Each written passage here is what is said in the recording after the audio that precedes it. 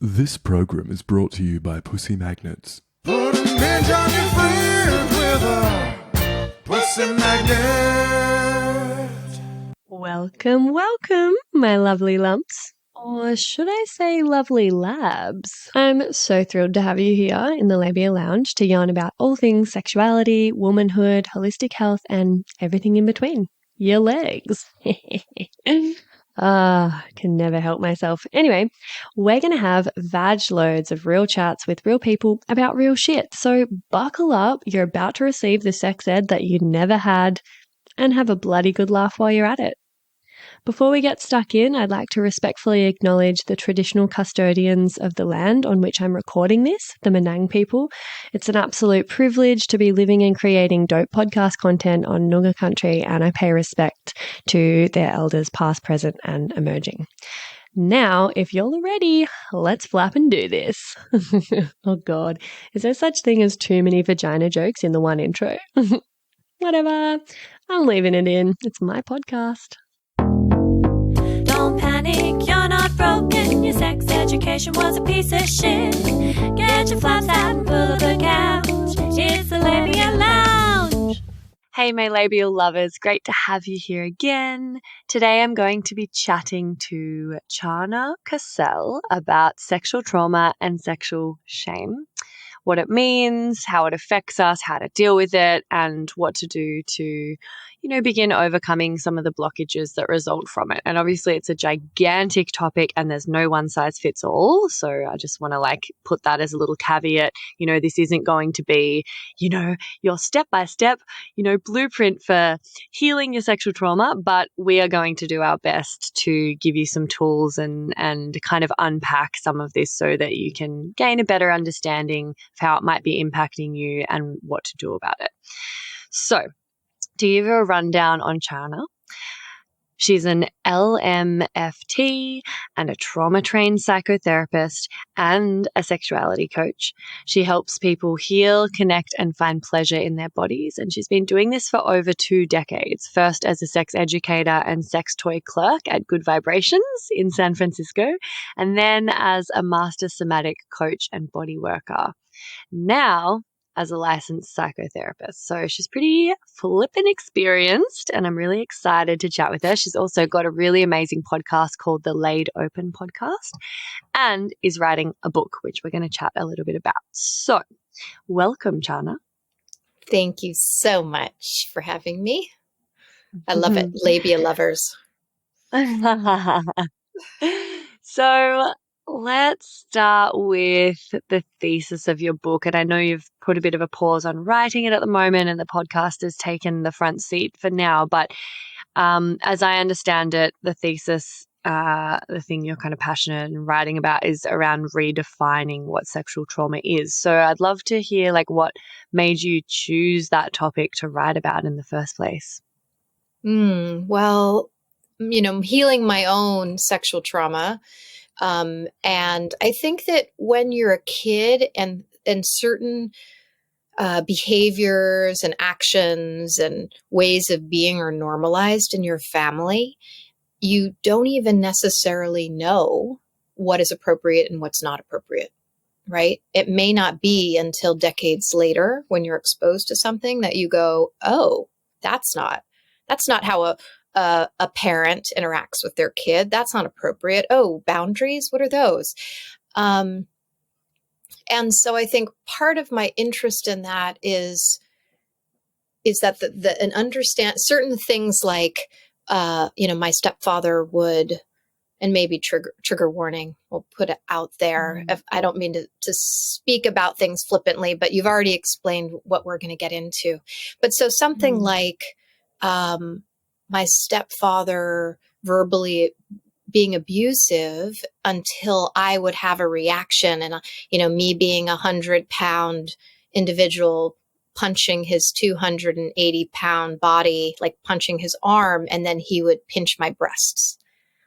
He's like, I can do this all day. Little things like that. You think of certain things as being sexual abuse, but things like that, pinning porn, really gross porn, magazines to my bedroom door, all sorts of things that he thought were funny that would fall into that category that I didn't even realize. I knew that certain events were considered sexual abuse, like direct touching of my body in other ways, like my genitals.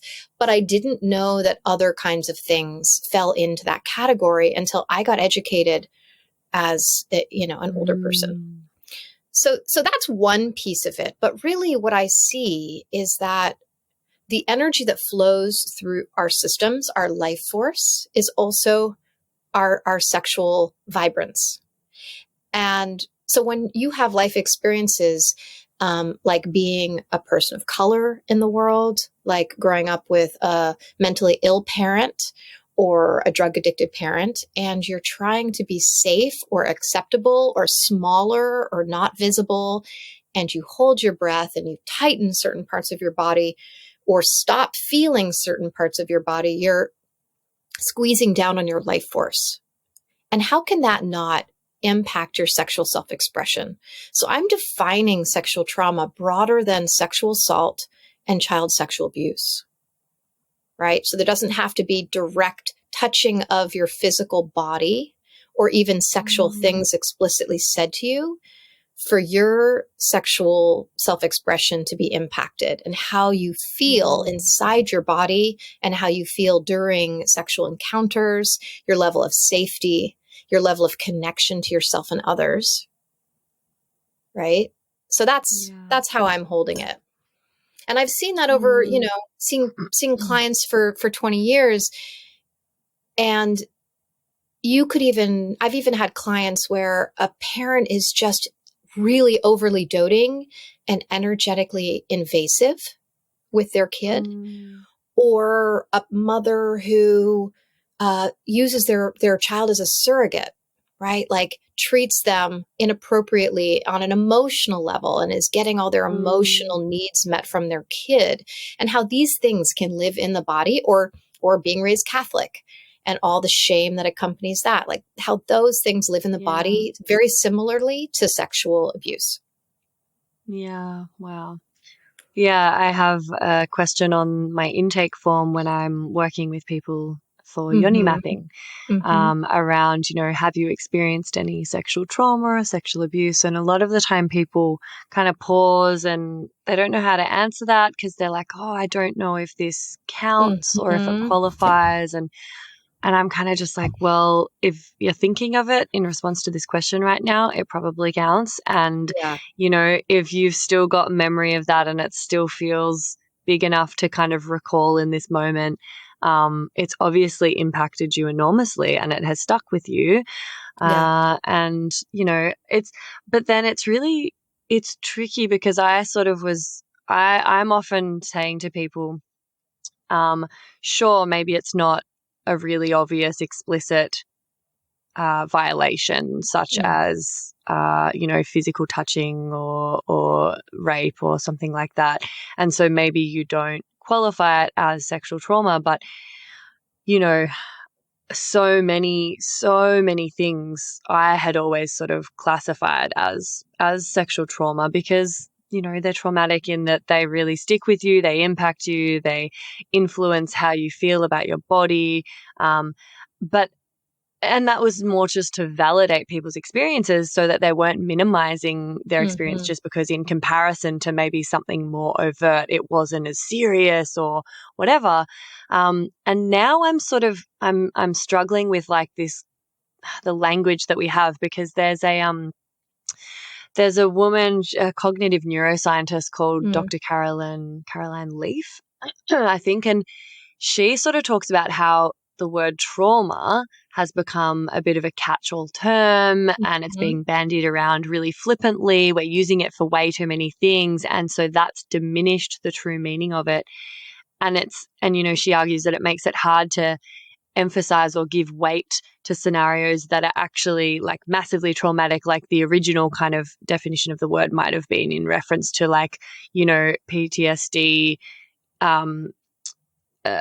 things that cause PTSD and like war or, rape, like very, very, very big, hugely traumatic Mm-hmm. things. And so her argument's like, oh, we're using this word trauma like all the time to mean everything.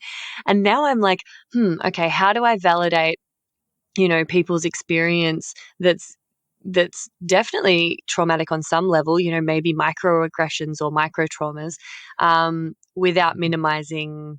Yeah, I don't know. Do you know what I mean? Have you sort of Yeah, heard yeah. this argument? No, What are your thoughts absolutely. on that? So, I mean, there's a lot to what you just said. So there's also CP, right? So chronic PTSD, right? And there's different like layers, right? Layers of trauma. So, do you know about the ACE score? Are you familiar with this study? It was done in the States, so Vaguely. probably it's yeah, but it's a useful study for you to look into. It was started at Kaiser, and I believe it went on to be conducted at Stanford. But they started to basically what it does is it's 10 questions, and it's looking at adverse childhood experiences, right? So there's everything on there from having a parent who's in prison to witnessing domestic violence, to sexual abuse, to right. Actually, I And did that recently. I you just forgot. did the I did ACE that. score. Yeah. Yeah. Yeah, we did it as part of a course I'm doing. Yep. And so the point is that there are these accumulative experiences that, and what they were specifically looking at is long-term health consequences, right? And so what we know is, we have our cultural conditioning, our social conditioning, we have developmental trauma, birth trauma, ancestral trauma, like all of these things, social trauma, forms of like racism, sexism, and homophobia. And that, we can look at someone's cervix and there can be armoring to their, this, right? Internally from verbal shaming. There doesn't even have to be a physical experience of sexual abuse or assault for the body to protect itself and either feel a lot of pain or feel a lot of numbness, right?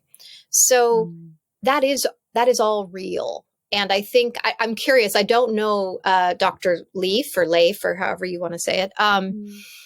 But I understand that the overuse of any term, like when it gets really pop psyche, it waters things down, right? It might minimize. People will say like, oh, I'm so depressed. It's like, well, what do you actually mean when you say that?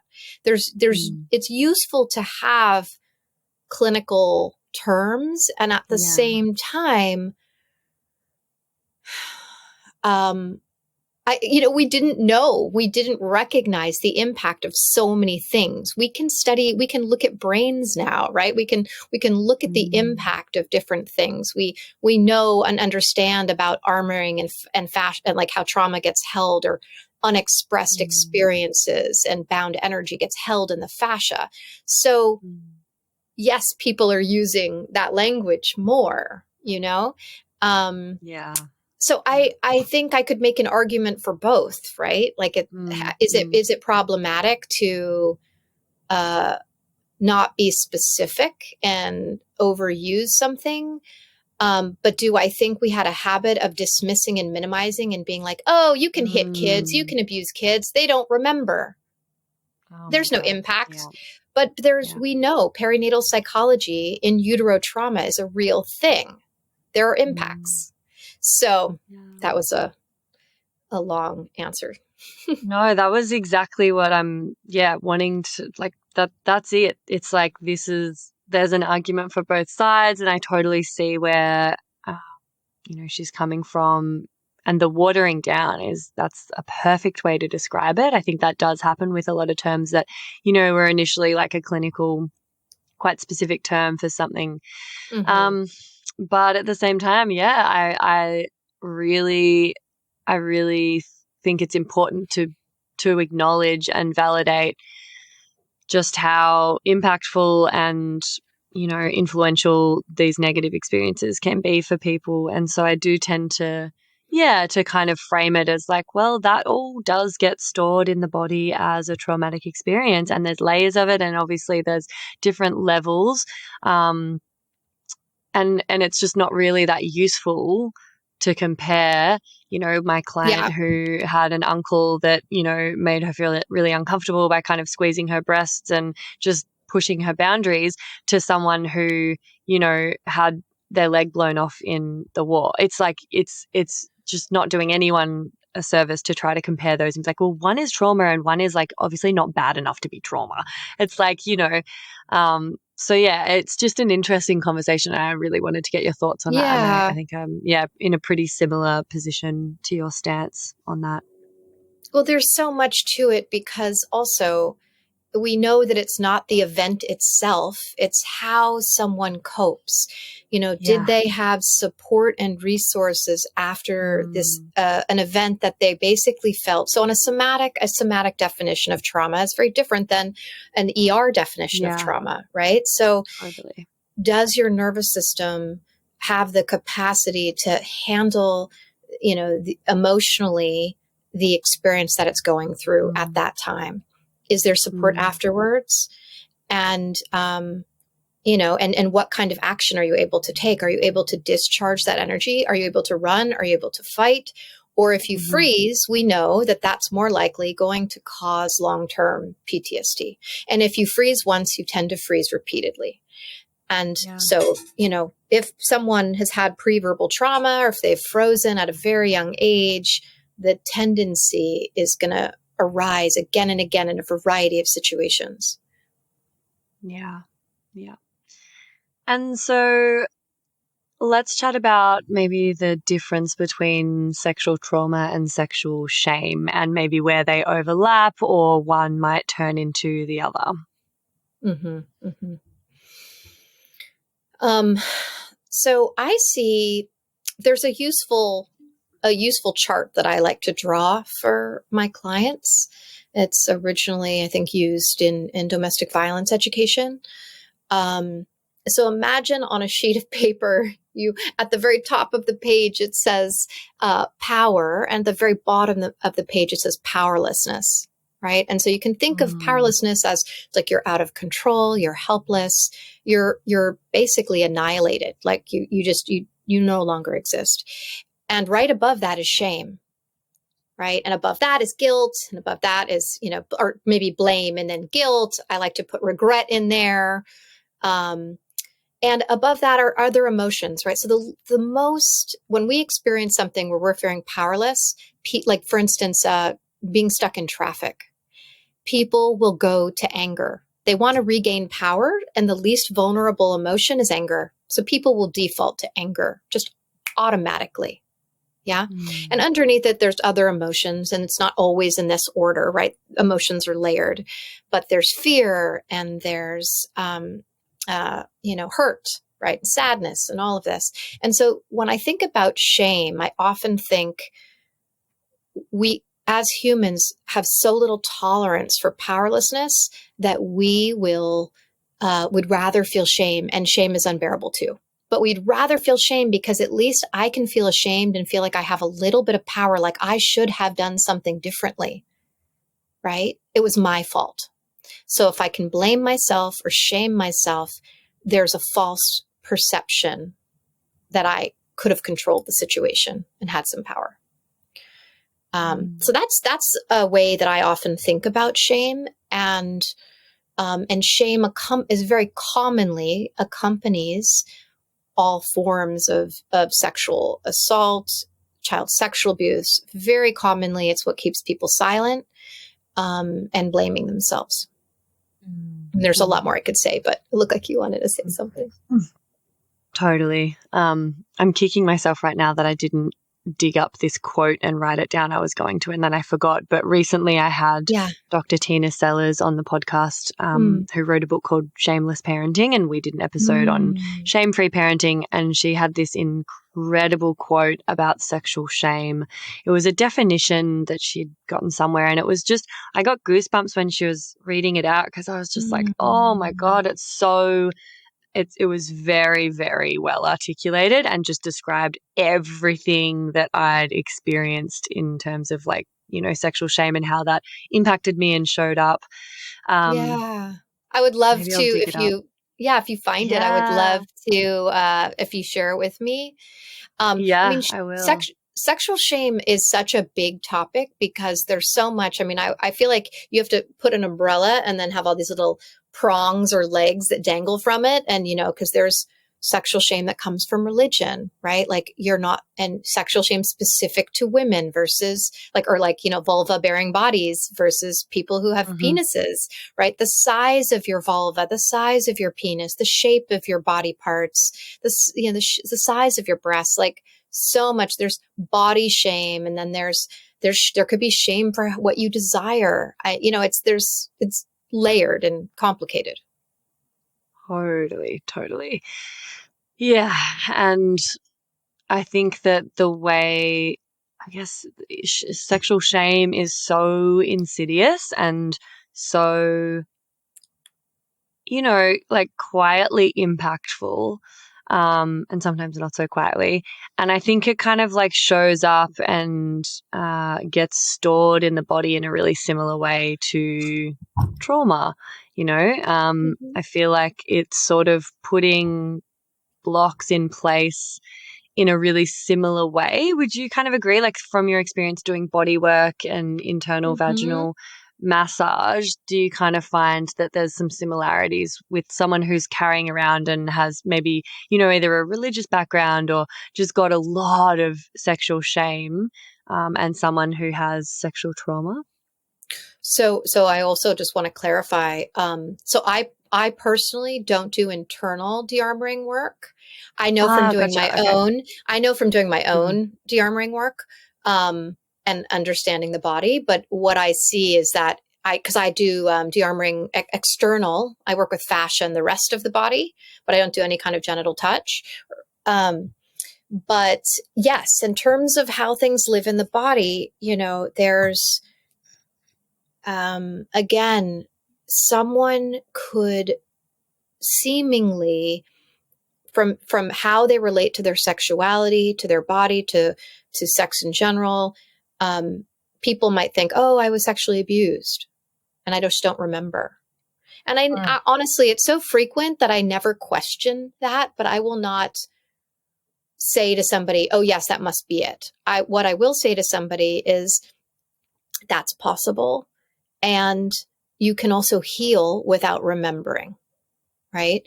And so there can be a closing. Like I had a client who had a bipolar parent and was raised Catholic.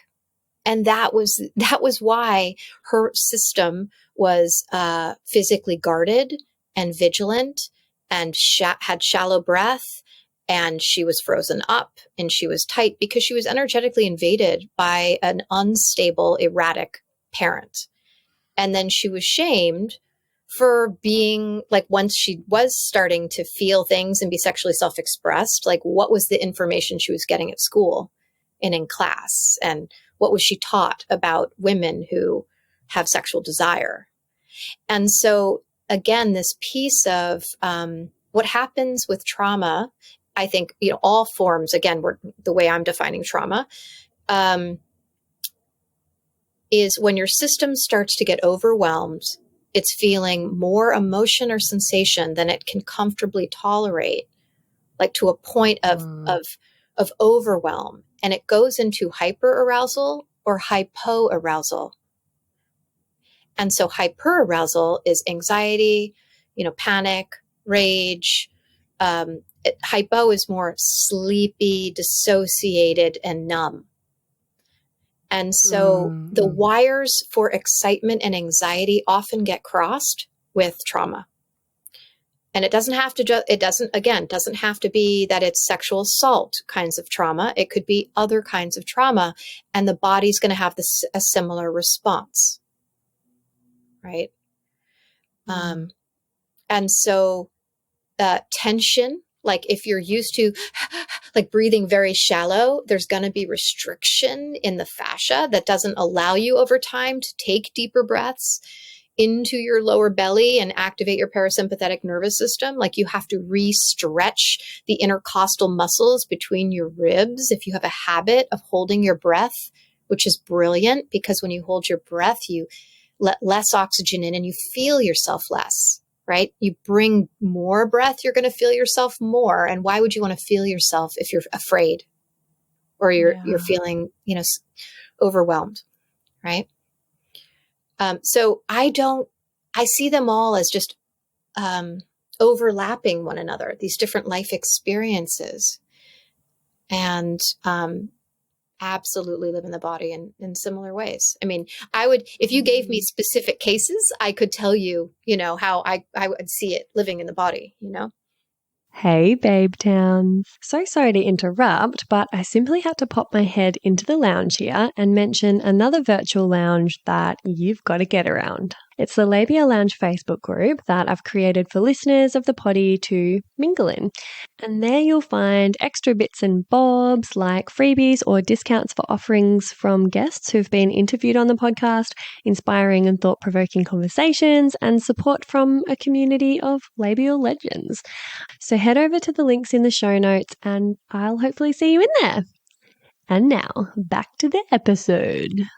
Yeah, and I'd love a little bit further on in this chat to go into a bit more about I guess I have people that are quite skeptical about how they're like, but how can an emotional or energetic thing that's kind of intangible show up and manifest in a physical way in the body?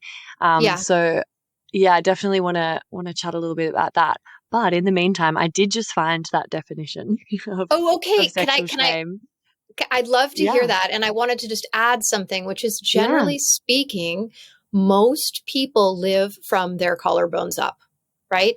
And so when you're not occupying yourself, if like so many cultures have shame and they're puritanical. And so we divorce ourselves from our pelvis, right? And in certain cultures, that's not the case, but then they might be more embodied in some ways. And then they might have genital mutilation. Like there's layers and it's complex and it's not one size. And, but the point is that, they've done studies. This was something I read in my 20s, and it was a little paper by Peter Levine, and who's a trauma specialist. And it was about in utero trauma. And he gave 3 examples. And one was a woman who's so excited about having a new child, and she was pregnant and painting the bedroom for the baby. Another person who's giving their child up for adoption, right? And another one is, the child, I think, was born prematurely and developed like allergies and different things. In all three cases, whether the baby was twisting away from poison, like the poisonous fumes from the paint, right? Like there was a twisting in the body. Whether it was a child who's been given up for adoption, so the mother was pulling her energy away from her womb because she didn't want to feel the grief of giving this child up, right? Oh. And then like what happens to that fetus as it's developing. And so there are these different situations. It's like this mother was thrilled to be having a baby, and she's so excited to welcome this baby into the world. She doesn't know she's causing harm by painting with toxic paints. Like there are these things that impact our development that are pre-verbal and can literally cause a twisting. The reason I found this really fascinating is because I have some scoliosis, and my mother did use drugs when she was pregnant with me, and I did have all sorts of allergies, and so like all these things really were quite validating for me when I read this article in my 20s. I could see it in my body. I could see it in how my body had developed. And so, it's like that's the thing is that perhaps that child who was twisting away from the toxic fumes, who grew up, and it shows in the shape of how their body developed, is super loved and grows up in a really nurturing environment otherwise. So that's one example. It's like, how can something that isn't direct contact shape the body? But there's so much. I mean, there's so much more. We can come back to that. Yeah. Yeah, totally. Yeah, it's a big topic. I realize that happens a lot on this podcast where I'm asking some big, hard-hitting questions, and there's only so much time. But okay. So I feel like there was a more expanded version of this, and people can go back and listen to the shameless parenting episode. But basically the crux of this sort of quote around sexual shame is that sexual shame is a visceral feeling, so like really visceral in the body, of humiliation and disgust towards one's own body and identity as a sexual being. And it is a belief of being abnormal, inferior, and unworthy. And this feeling can be internalized. So again, it's always just being turned back on us and internalized in the body, and we're disgusted around our body. And then it goes on to say there's also fear and uncertainty related to one's power or right to make safety decisions in relation to sexual encounters. So, you know, the right to make decisions, including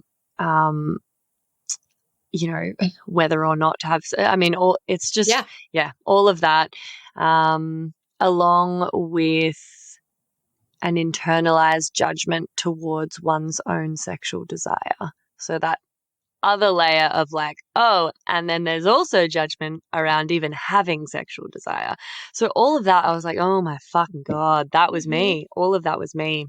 No, it's that's great. And it's very thorough. It touches so much of it. And you can think of what shame does is shame is closing, right? There's contraction, there's collapse in the muscles, in the fascia, and like there's a versus a lengthening and allowing. Like think of a straw, and if you bite down on the straw and you close up what can move through it, you pinch it and nothing can flow through it, versus like a straw that allows things to flow through. Right? Totally. A shame-free body is an open straw. It's a big, fire hose versus a pinched, rolled up, tube that doesn't allow passion, desire, self-love, not privilege, but permission for what you want to flow through you. And so if there isn't permission, if you grow up in a family where there's, narcissism or mental illness where your needs are not allowed, for instance. And so how is that not going to translate into when someone asks you, when you're a sexual being, what do you want? I've had clients who just name, even thinking, not even verbally saying it out loud to me, let alone their partner, having needs, articulating needs could cause physical convulsions for them. Wow. Right? Like that there's so little permission. The synapses in the brain are like, this is not allowed. Dangerous things will happen if I have needs. They will not get met. I can't articulate this to myself or to anyone else. Right? Yeah. So closed versus open and allowing in very, very basic terms. Yeah. Yeah, totally.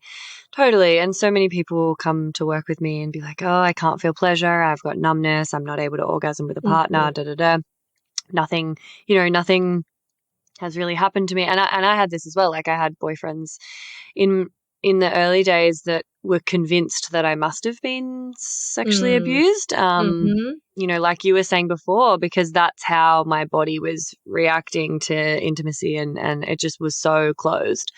And so of course, like pleasure can't flow, sexual energy can't flow uninhibited, and expression, can't move through you. So, there doesn't have to be anything, major that's happened to you physically. All it takes is sexual shame to just shut it all down and pinch that straw closed. So I'd love to chat more about the mind-body connection in a second, but let's do the segment Get Pregnant and Die. Don't have sex, because you will get pregnant and die. Don't have sex in the missionary position. Don't have sex standing up. Just don't do it. Promise?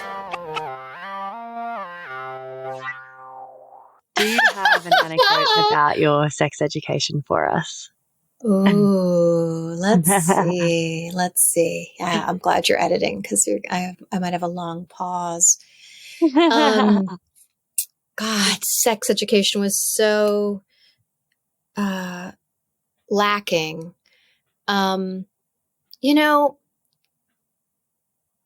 I think two things. The thing that's most memorable.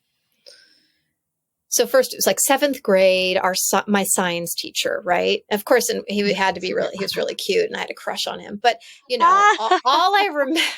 But the problem was so little was said, right? He'd just stand up there and he's like, so boys get erections, and it feels really good. And and then something about when you're sexually active. And I remember that phrase staying with me. He was like, who in this room is sexually active? And it's like, God. like, what does that even mean? What does because at that age and even later I remember, fast forward, I'm 15 and I've come out at camp as bisexual. It's like social justice summer camp. And then I went to this other camp. And so it was fresh in my mind, like, I have owned that I'm attracted to girls. And ironically, we had a sex ed talk. And there was someone who you would probably say now is either identifies as butch or gender non-binary, like, very androgynous or more masculine leaning woman, who asked a similar kind of question, was talking about sexually active, like who's sexually active in it.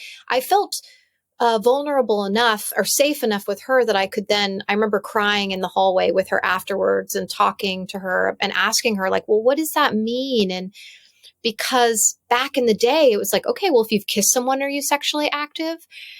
And then I remember being around that same age and having to start being on the pill for polycystic ovaries and endometriosis.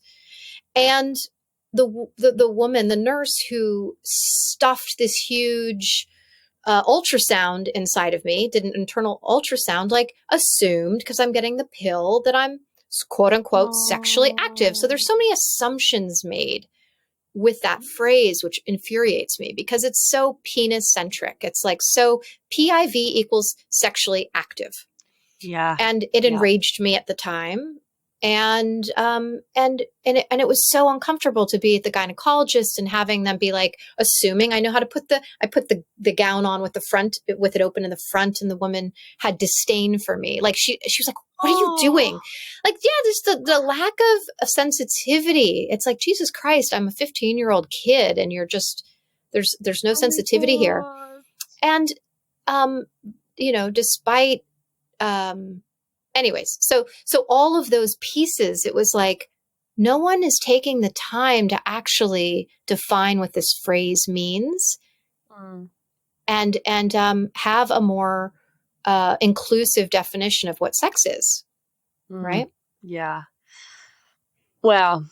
It's really, really interesting. I love that there's, different things for different people that really stick in their mind. And when I ask that question, like, come out of their memories, like, wow, sexually active. I don't remember thinking about that phrase, but that's, of course, like how ambiguous. And it is, it's super heteronormative and also like kind of fucked up that your teachers were asking you to raise your hand if you were sexually active. Like, I don't know about that. Right? Oh, no, of course. I mean, there are so many things. Like it's just, but the assumptions and how alienating that is for a kid who, if they, first of all, they don't know what that means. And then also like, if they're not included in that, like I remember when I was 19, and again, I identified as a lesbian at that time. And this girl said to me something about, oh yeah, blah, blah, blah, thinks she's pregnant. We've all been there. And I remember feeling so bad because I didn't know. I hadn't had that experience. Right. And so I was excluded by just a simple assumption. Yeah. Yeah, totally. Oh, thank you for sharing those examples of a perfect get pregnant and die anecdote. Get pregnant and die. Just a fun little segment. I have another story to add to that. Oh, If great. you so it's interesting, and it's not exactly it's on a sex education piece, but inside of this feeling of adequacy or inadequacy. And so the only time that I because when you have endometriosis, your uterine lining is thicker. It'll show up on an ultrasound. I'd gone to a gynecologist in my mid-20s, and I'd gone off the pill for a period, and I went back, and she basically said, it looks like you're pregnant. And at that time, I had hooked up with a man, but he had not, besides oral sex, nothing else had happened, right? Like maybe he like came on my stomach or something, or my leg. And I was 21, 22. Oh, no, I was 21. And so I had this moment. She's like, but we're going to do a pregnancy test just, anyways, because it looks like you could be because of your uterine lining. So I had this bizarre experience, which I thought was really fascinating, which is I was really excited. Like I felt, because of that memory from college when I felt so inadequate, because I didn't know what it was like to fear being pregnant or to be pregnant. I suddenly felt weirdly validated as a woman. Because I was like, I was like, ooh, immaculate conception. I'm pregnant. And I felt like, am I moving differently? Am I, do I look different? Like, all the stereotypes of like the glowing pregnant woman. And it was this strange, because I was a little feminist, I deconstructed all these notions of things. And yet I was like, wow, I feel validated by this notion that somehow I could be pregnant. So bizarre. And I wasn't, of course, but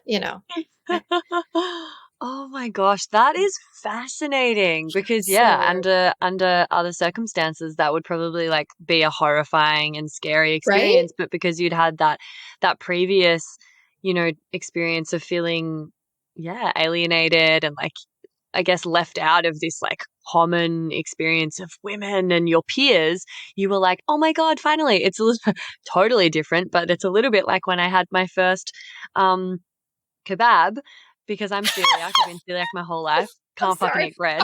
Yeah. You just, I know, what a ridiculous. I love it. Also, kebab could have been an innuendo. That's what I thought. Yeah. Just going around talking about eating pussy, being like, yeah, when I had my first kebab. Kebab. Literally like found this place on Brunswick Street that did gluten-free kebabs. And I was just like, what the hell? Because, at that age, I was, in my early 20s, you'd go out dancing. After you'd go out dancing, you'd wind up at 2 or 3 a.m., you'd get a kebab. I could never eat them, I would always be stuck with some hot chips.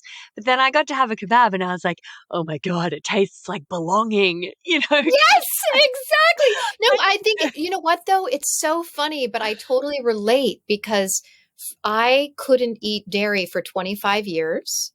I didn't do sugar for 15 years. I didn't do coffee for 25, like all these things. And now I healed myself and I can eat anything I want. And I was hiking in Montana with a group of these people that were strangers, and they wanted to have pizza afterwards. And I was camping, first of all, expecting to eat dehydrated foods.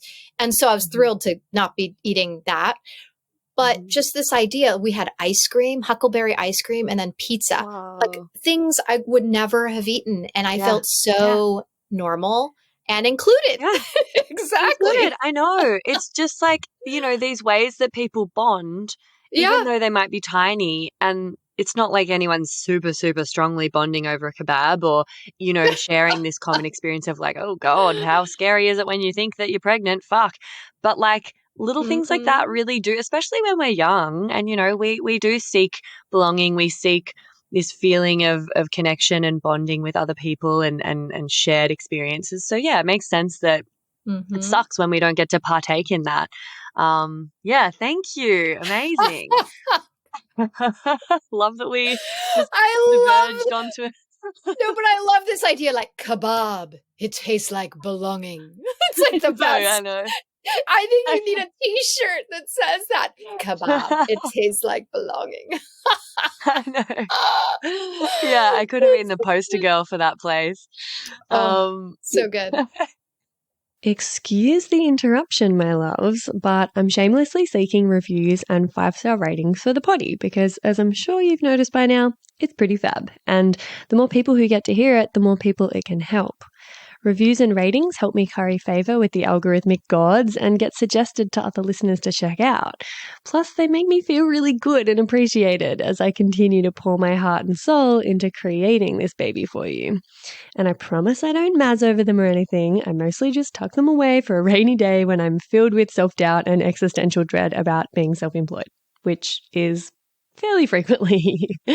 So you see, leaving a review really does make a difference, and it's an easy little act of support that you can take in just a minute or two by either going to Spotify and leaving 5 stars for the show or writing a written review and leaving 5 stars over on Apple Podcasts. Choose your poison, or if you're a real overachiever, you could do both. Whoa now. If you are writing a review though, just be sure to only use G-rated words because despite the fact that this is a podcast about sexuality, words like sex can be censored and your review won't actually show up. Lame. Anyway, oh, what was that? Oh, you're going to go do it right now while I wait. Okay. Yeah. No, that's a great idea. May as well just quickly click that 5-star button before we get on with it and, forget about it and get on with your day. I'm hearing them roll in. I'm hearing those 5 stars. Oh my God, I make myself cringe. Anyway, thank you much, Lee. You're a total gem, and I'll let you get back to the episode now. All right, so let's get back to chatting a little. I want to go a bit deeper into the mind-body connection. It's a part of my work that a lot of people don't understand and are a little bit cynical or skeptical about. They can't quite wrap their head around it. It sounds really pseudoscience-y. And for me as well, for years, I was like, I don't know, that doesn't, I can't, logically, my brain can't, make sense of how that's possible. And, now with the work that I do, obviously, I have a firsthand experience of seeing how, trauma, traumatic energy, emotions, challenging experiences and memories can get locked away in the bodies and stored in our tissues, in our fascia. And I'd love to, you sort of touched on it already, but I'd love to go a bit deeper into that. I'm often just recommending people go read this book, The Body Keeps the Score. That's ground zero. Just start off there. You'll get a bit of an idea. But yeah, let's kind of give people a rundown. How is that physically possible? How does that happen? What is the mechanism? Why does that happen? Where we have an emotionally difficult experience or something quite traumatic that goes on and we don't have the resources to kind of, I guess, integrate it or process it at the time, and then we kind of tuck it away. So, the first thing that actually pops up, because I that whole thing of pseudoscience, it's so, in a way, it's elite and it really invalidates ancient forms of wisdom. Yes. Yeah, and totally. It's okay, so acupuncture and Qigong and different kinds of energetic medicine has existed for thousands of years. Yeah. Indigenous wisdom has existed for thousands and thousands of years. And so I find it to be, it's a distasteful phrase, when people use it, and I get it. I love, when I was working with a neurofeedback practitioner who had been a computer scientist, and she would do brain mapping. It was so cool to have an image and to go you can see this traumatic brain injury you had. You can see the impacts of trauma. I usually see this this hypercoherence in the brain of someone who has had to do a lot of anesthetizing in a traumatic and an overly stimulating, chaotic environment. And so it was like she could literally look at an image of my brain and go, oh, you don't have to tell me anything about your childhood. It's all right here. Okay. Yeah. So, Wow. so the reality, like it's really cool when there's science backing something up, but it's so obnoxious that yes, Body Keeps the Score is a good book, but it's very frustrating that it takes, like, first of all, who does the studies? Where's the money for the studies? Right? Who are the studies usually about? We know that women's health is often neglected. The studies are not happening. And so it takes, Bessel van der Kolk doing a study about something to suddenly be like, oh, somatic, practices are valid. There's a mind-body connection. Well, welcome to what we've known for 20 years, buddy. So I just have to say that. No, totally. I fully agree. Like, I don't, it's so dismissive, isn't it? It's so dismissive when someone's like, nah, pseudoscience, that can't be proven. Science doesn't actually support that. There's no research, there's no studies. I'm like, yeah, can't, because no one's fucking done them yet. There's no funding. No one can, I get so annoyed about it. And I don't think you necessarily have to be able to scientifically prove something for it to be real. It's just not been proven yet, or it's beyond the bounds of scientific method at the moment. But it is so frustrating. But I find myself having these conversations all the time, and I like to have some bit of I don't know, quote unquote proof, or No, I understand. Those people that are skeptical. and so I want to mention a couple books that I think are valuable, but absolutely. And you're so funny. Cunt.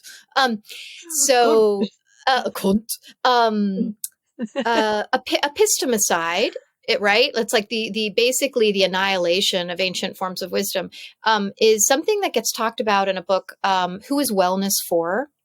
By a woman who I actually interviewed for my podcast, Fariha Raishin, Roisin, Fariha.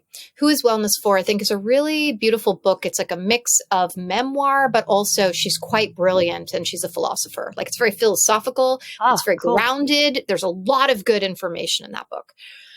I also interviewed a woman she was a nurse, who then became a functional medicine doctor, and then a functional sexologist.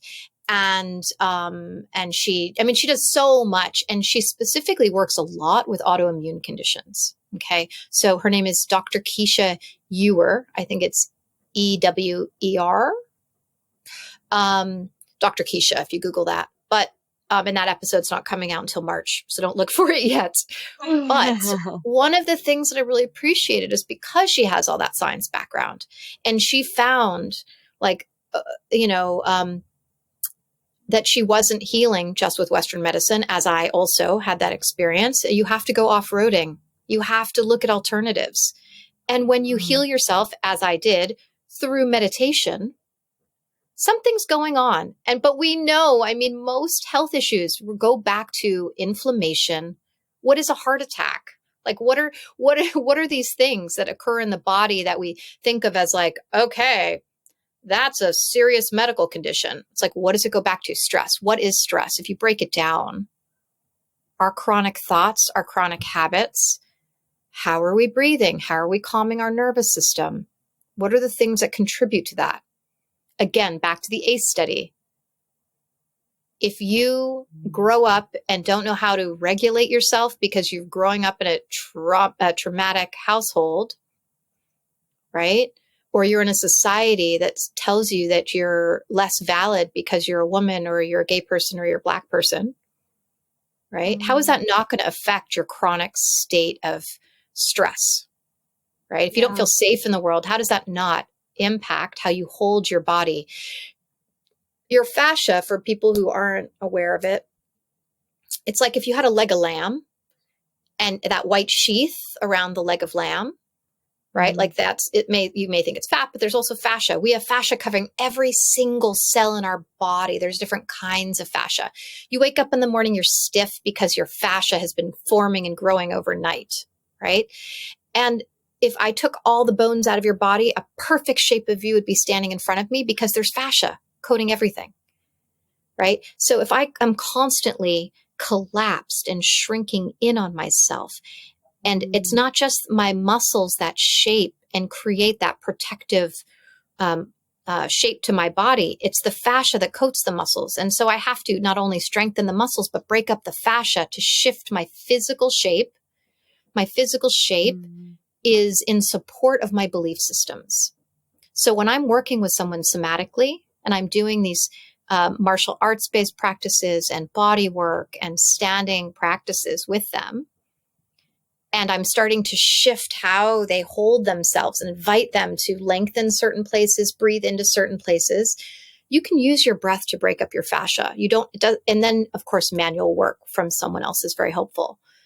But your identity is invested in how you've been holding your physical body. And so as someone just literally stands there and does a grounding practice and breathes into different dimensions of their body and in a new way, it's almost like it starts to break up and it brings those belief systems to the surface because they're threatened. They're like, oh my God, you have to keep believing this. You have to keep believing that you aren't allowed to feel this part of your body, because if you feel this part of your body, things aren't going to be safe. You're going to be a slut.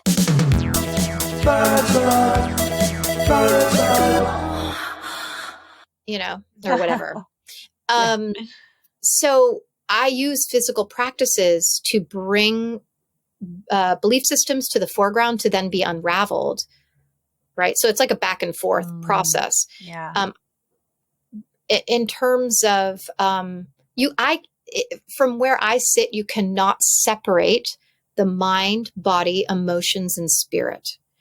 And I'm working on all of those levels with my clients, right? I'm working physically, working emotionally, working spiritually, and working energetically. Yeah. It's a funny thing because I totally understand the desire for the scientific proof. And then it's kind of like, I love doing these martial arts-based practices with people who are naysayers because the body doesn't lie. And I will get so much instant information in the way that you move towards me and do or don't make contact.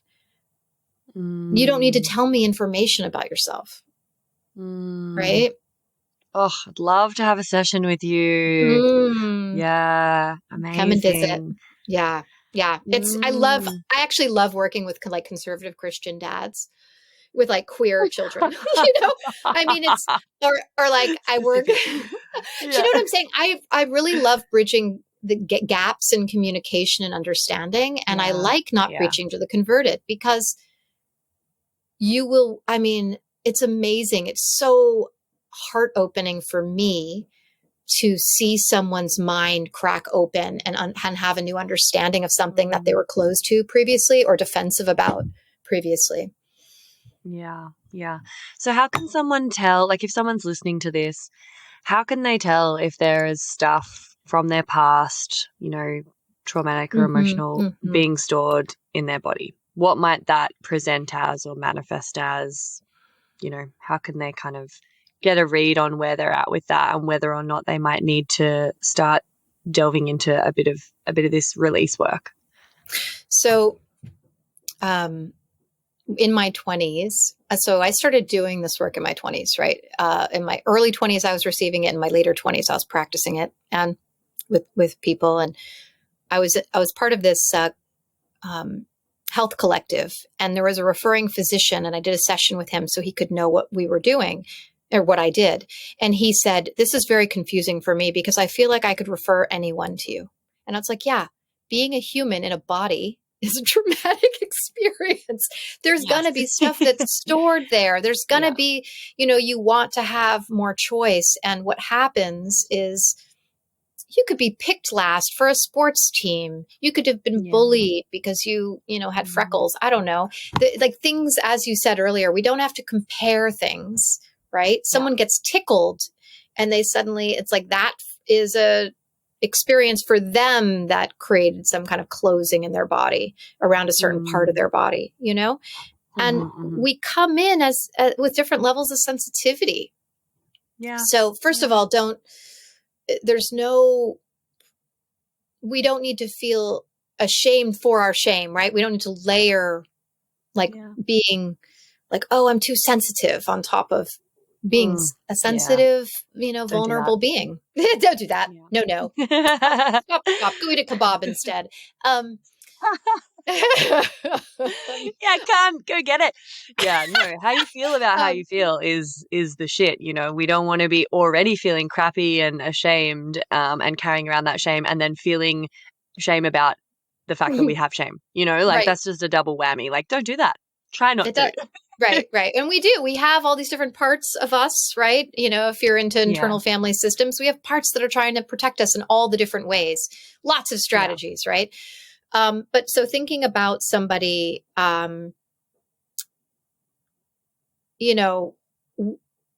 anyone can benefit from becoming more present in their bodies.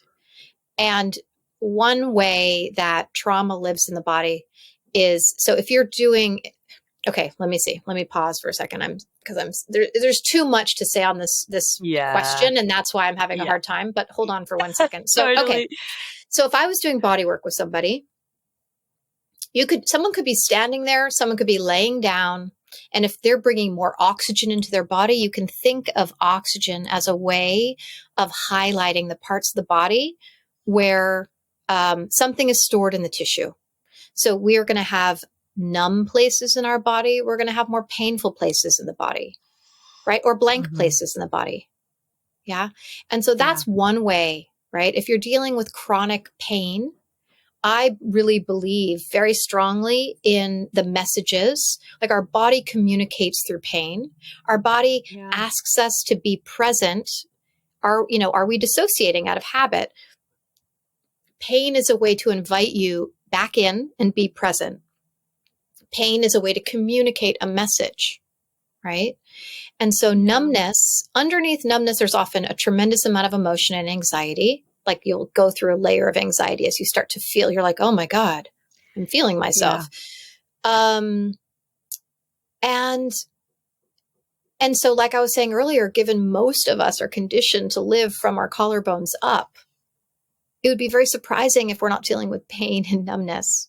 And there's so many life experiences that our families are often not equipped to teach us how to emotionally move through. It's like, even a breakup, there can be, your heart starts to pull back. You were rejected as a 15-year-old. And then your heart, like, there's fascia there. That's just like, there's chronic tension in your back and armoring in the front because you're afraid of having a broken heart. And if you're like, more fish in the sea, get over it, or whatever, and you're not actually processing through the emotions, think of it as plaque. It's like if you didn't brush your teeth, you develop plaque. Well, we get plaque in other parts of our body, right? Yeah. Big time. Yeah. Big time. And and I guess like with my work, often I'm pretty specifically working with that kind of like pattern happening inside the pelvic bowl, where there's numbness, there's, scar tissue, there's like holding patterns, there's pain.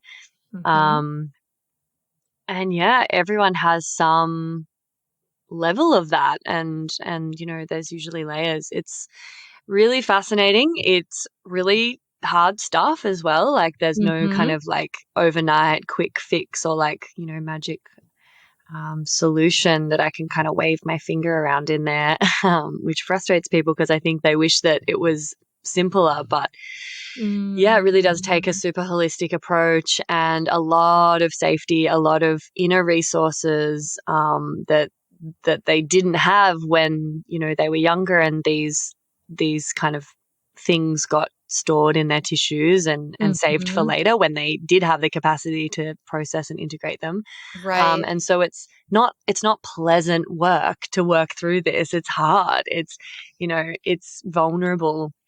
But I'd love to, I guess I'm just looking at the time and I'm like, all right, I've got a lot of questions. Which ones are the most important for me to ask before you go? I feel the pain of that. I totally know that. I always prepare like 20 questions and then I get to one and then I go off-roading with people. I know. All right. What's going to be the most beneficial for listeners to kind of tie a bow on this?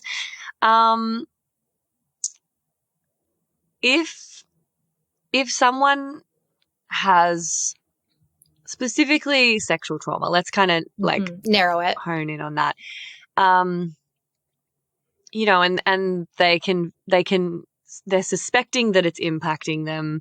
Maybe it's really obvious how it's impacting them, or maybe they're just kind of like, you know what, like something's going on here. My sex life could be better. My access to pleasure could be better. I'm unable to surrender, or I never feel fully safe to express myself, or whatever. Like, how would you suggest, like, what's the entry point? Where should they go? What should they do just to kind of start moving through it and working on this? Like, do you have any advice or pathways? Yeah, absolutely. Hey, me again. If you'd like to support the potty and you've already given it 5 stars on whatever platform you're listening on, I want to mention that you can buy some really dope merch from the website and get yourself a Labia Lounge tote, tee, togs. Yep, you heard that right. I even have Labia Lounge bathers. Or a cute fanny pack if that'd blow your hair back. So if fashion isn't your passion though, you can donate to my Buy Me a Coffee donation page, which is actually called Buy Me a Soy Chai Latte, because I'll be the first to admit I'm a bit of a Melbourne cafe tosser like that. And yes, that is my coffee order. You can do a once-off donation or an ongoing membership and sponsor me for as little as 3 fat ones a month. And I also have a Sunroom profile over on the Sunroom app, as I've mentioned. And I also offer one-on-one coaching and online courses that'll help you level up your sex life and relationship with yourself and others in a really big way. So every bit helps, because it ain't cheap to put out a sweet podcast into the world every week out of my own pocket. So I will be undyingly grateful if you support me and my biz financially in any of these ways. And if you like, I'll even give you a mental BJ with my mind from the lounge itself. Saucy. I'll pop the links in the show notes. Thank you. Later. So finding a practitioner. I mean, I think books can be can feel a little safer sometimes. Sometimes those can even be overwhelming. So I would say, even if you pick up a book like something like Healing Sex by Stacey Haynes, used to be called The Survivor's Guide to Sex, like that can be a really overwhelming book. And so to pace yourself, there's exercises to do in the book. Finding a practitioner, if you can afford to do that, and somebody who works through the body is that's my bias in terms of what I recommend. Learning embodied boundaries is a really, at least for me, was an absolutely key piece. And I see that for other people. First, there's a piece of accepting and awareness, like acknowledging that there's a reckoning. There's something that's not working for me. And I would love for I'd like to feel more. I'd like to feel more connected. I'd like to feel more pleasure. I'd like to tolerate pleasure at all. Right? I'd like to not dissociate during sex or being intimate. I'd like to be able to touch myself and not be overwhelmed by shame, whatever is going on for somebody. So micro practices with pleasure, embodied boundaries, which I mentioned. You can't have a genuine yes without having an embodied no. So starting to work with someone who can help you navigate what does yes feel like in your body, what does maybe, and what does no feel like in your body. So you can actually consent with yourself as well as other people, right? You're making decisions based on what feels good to you and not just engaging in something to please somebody else or to be liked. That's a really big piece, because you have to also figure out like how much of what I'm doing sexually am I just doing out of habit so that my relationship doesn't break apart. Like, do I need to take sex off the table, for a period of time, with the understanding that that could change. But for a while, I really need to know that this is the boundary and it's not going to get crossed. So having a partner who's very attuned, or not having a partner for a period of time while you're exploring this, those are really important pieces. And examining, like doing a real deep dive with somebody's help around what are your belief systems? What do you believe about sex? What do you believe about sexuality? right? What emotions can you be with? What can't you be with? Those are some starting places. Yeah, beautiful. And in regards to someone who's just carrying around quite a lot of sexual shame and that's hindering them, what would you say is like the best way to start just chipping away and releasing some of that sexual shame so that it's not ruling us and impacting all of our experiences? So again, I mentioned internal family systems. And it doesn't have to be that specific formula. There's lots of, when you're working with trauma, you're working with parts. We have different conflicting parts, right? There could have even been a part of somebody that felt pleasure when they were being sexually abused, and then a part that felt incredible fear and a part that felt incredible shame, right? And so then you develop a range of strategies that arise in the face of turn on. Okay. Yeah. So when I think of shame, I think, oh, that's one part, and not disowning and pushing away any part. But I think of the piece that needs to be worked on is self-acceptance. It's like, how can I accept all of me and the range of me? And what are all the different, but one book two books actually. One is No Bad Parts by Dick Schwartz or Richard Schwartz. And then another book is Feeding Your Demons by Soltram Alioni, which is more of a Tibetan Buddhist approach, 2 parts work. And so much suffering comes from a lack of self-acceptance. I mean, and that's what shame is, right? So those are some places to look. Yeah. Amazing. Yeah, thank you. So many good book recommendations. I was just frantically like typing them into my phone. I can text them.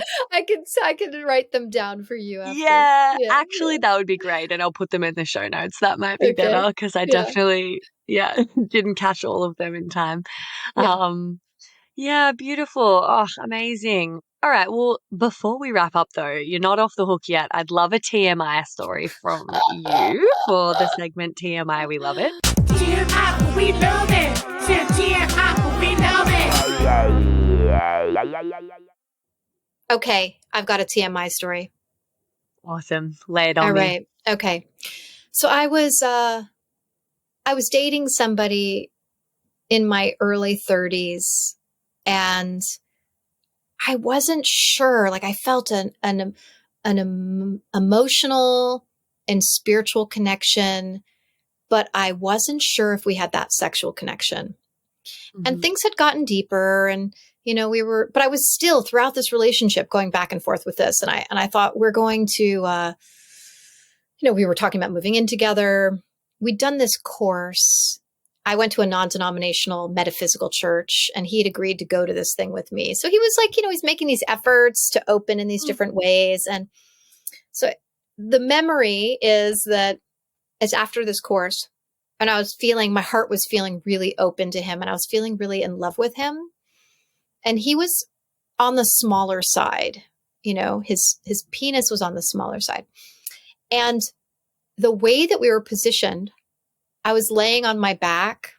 I think my legs were over his shoulders. And he entered my ass. He didn't mean to. But it was like, I think because my heart was so, and it wasn't like I had a lot of experience with that, but it was, my heart was so open. And I think because he was somewhat smaller, my butthole was so open, and he slid right in. And it was actually amazing. And I loved it. And it was like an experience that I felt like couldn't get recreated, but it really showed me. It was like this, like the sphincter of my heart and the sphincter of my butt felt connected. And so I felt super open-hearted and in love with him, and it was really pleasurable. So fast forward. So this is a two-part TMI. Nice. We love it. Okay. So somewhat after him, I dated a younger guy who was my neighbor, and we had similar birthday dates, and we agreed to jump out of a plane together. Like not together, we did it. We went up separately, but we parachuted and we both jumped out of planes. And my dad, I didn't have a car at the time. My dad drove us. So I jump out of the plane, and my experience is I felt like I was being fucked in the ass by God. Like the memory was that feeling of being so in awe and open-hearted and in love. And that was what I felt, the feeling in my body from when I had anal sex with this boyfriend. That's what I felt when I jumped out of the plane. Dude, that should be the tagline for skydiving. Skydiving feels like you're being fucked in the ass by God, or like feels like anal sex. Like afterwards, I was so expansive and open because I'd been so terrified, and then you free fall, and it just felt like everything expanded and opened. And that's basically, that was the best experience of anal sex that I've had. So there you go. Epic. Oh my God. Thank you so much. I loved those. Makes me want to go skydiving. Ooh, yeah. It's been a minute for me. Yeah, totally. Oh, amazing. Oh my God. Thank you so much. This was such a great chat. And I'm sure all the listeners got heaps of value out of it. Everyone go check out Charna's work. I'll put links in the show notes and the books and blah, blah, blah. And yeah. Thank you. I don't know. That's it. Any parting words? Well, no, just thank you so much, because I really, I appreciated those questions, and I appreciate your humor and your depth, and it's just a lovely combination. So thank you. No, stop it. Thanks. Thanks, babe. And that's it, darling hearts. Thank you for stopping by the Labia Lounge. Your bum groove in the couch will be right where you left it, just waiting for you to sink back in for some more double L action next time. And in the meantime, if you'd be a dear and subscribe, share this episode, or leave a review on iTunes, then you can pat yourself on the snatch, because that, my dear, is a downright act of sex-positive feminist activism. And you'd be supporting my vision to educate, empower, demystify, and destigmatize with this here podcast. Also, I'm always open to feedback, topic ideas that you'd love to hear covered, or guest suggestions. So feel free to get in touch via my website at freyagraph.com, or say hey over on Insta. My handle is Freya_graph_YMT, and I seriously hope you're following me on there, because damn, we have fun. We have fun. Anyway, later labial legends. I'll see you next time.